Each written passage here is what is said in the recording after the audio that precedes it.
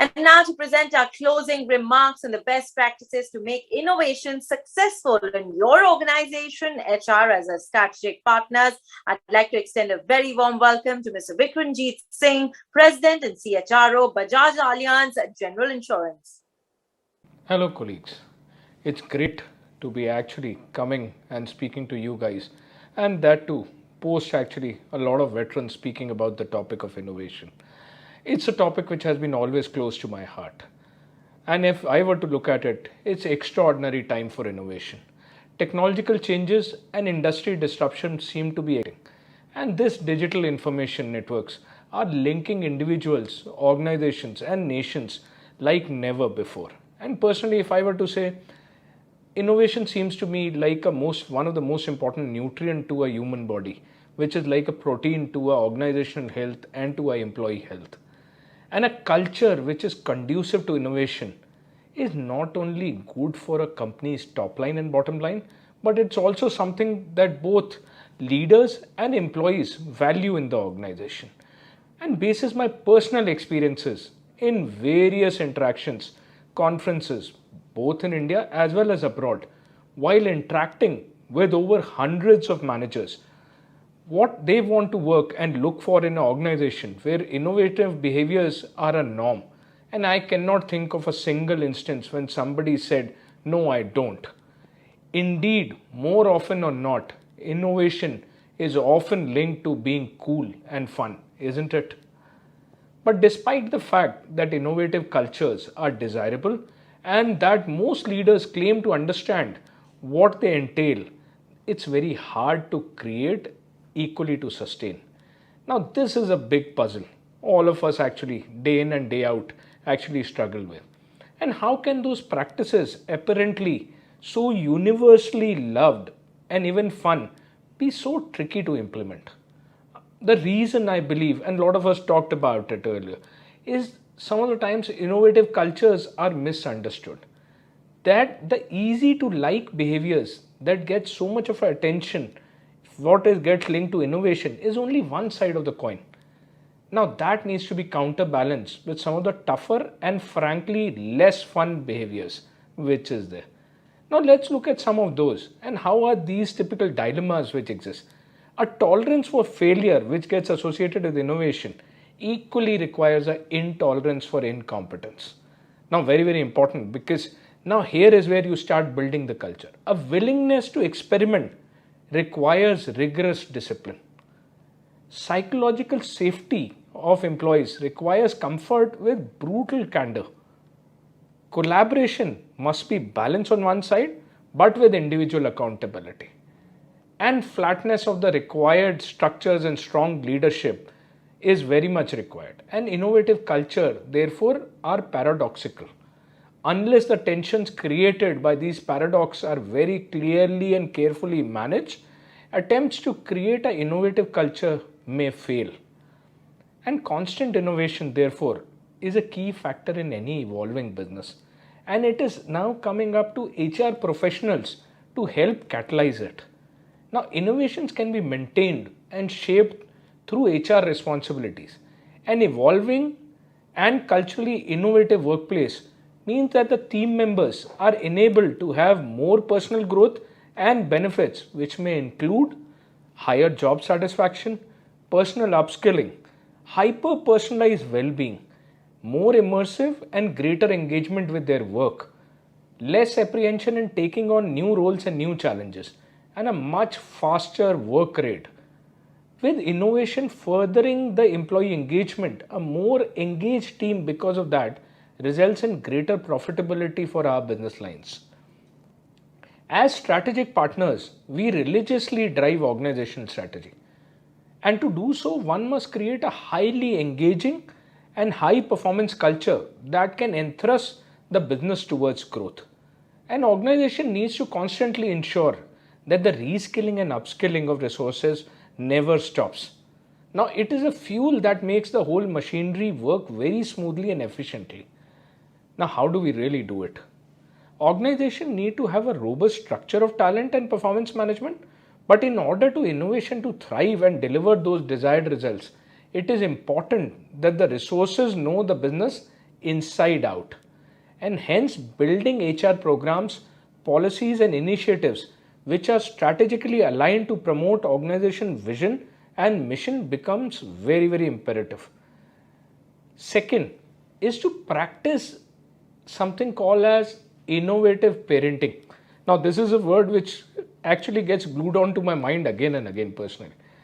In my experience, innovative cultures start with a philosophy and a tone, which one analogs to a classic parenting advice that children need, which is both to have a strong roots but equally to have a wings to fly.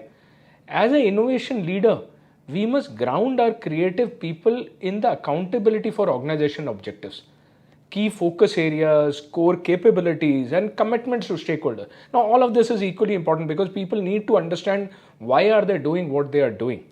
And then you give them broad discretion to conduct their work in service of those parameters.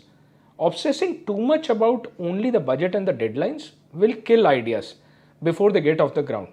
But equally, once our internal scientists understand that they are ultimately accountable for delivering practical product and processes that can be rendered affordably, you can trust them by not embarrassing them by wasting any time and effort.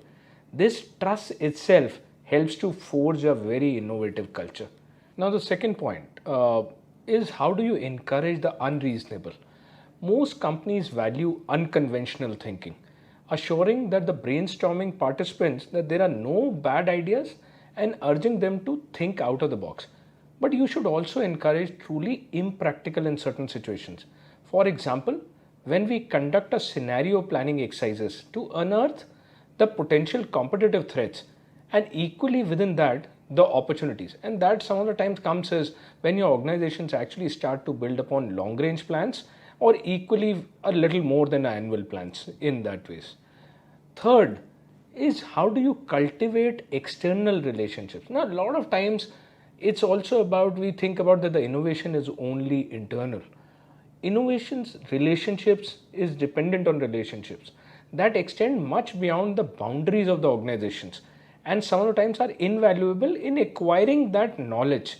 Now, these discussions sometimes lead us to bring teams from outside the organization to come together with our teams and our innovators inside, which may yield to a very co-innovation or a joint development agreements.